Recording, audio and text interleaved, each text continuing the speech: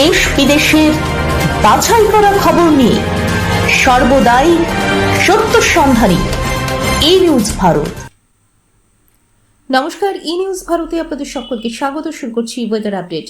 আলিপুর আবহাওয়া দপ্তরের পূর্বাভাস বলছে, দক্ষিণ পশ্চিম বঙ্গোপসাগরের উপরে রয়েছে একটি নিম্নচাপ অঞ্চল, যা ক্রমশ শক্তি বৃদ্ধি করে পশ্চিম ও উত্তর পশ্চিম দিকে অগ্রসর হচ্ছে। তার প্রভাবে রাজ্যের আবহাওয়ার উপরে কতটা প্রভাব পড়বে তা এখনো স্পষ্ট নয়। দক্ষিণবঙ্গের কয়েকটি জেলায় রাতের তাপমাত্রা স্বাভাবিকের তুলনায় 1 থেকে 2 ডিগ্রি সেলসিয়াস বেশি রয়েছে।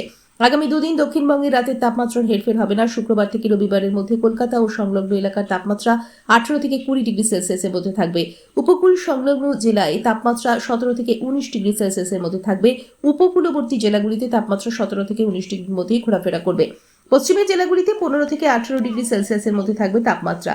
উত্তরবঙ্গেও গরমের প্রভাব স্পষ্ট। জলপাইগুড়িতে সর্বোচ্চ তাপমাত্রা ছাড়িয়েছে 32 ডিগ্রি সেলসিয়াস। বাগডোগরায় দিনের তাপমাত্রা পৌঁছেছে 30 ডিগ্রি সেলসিয়াসে।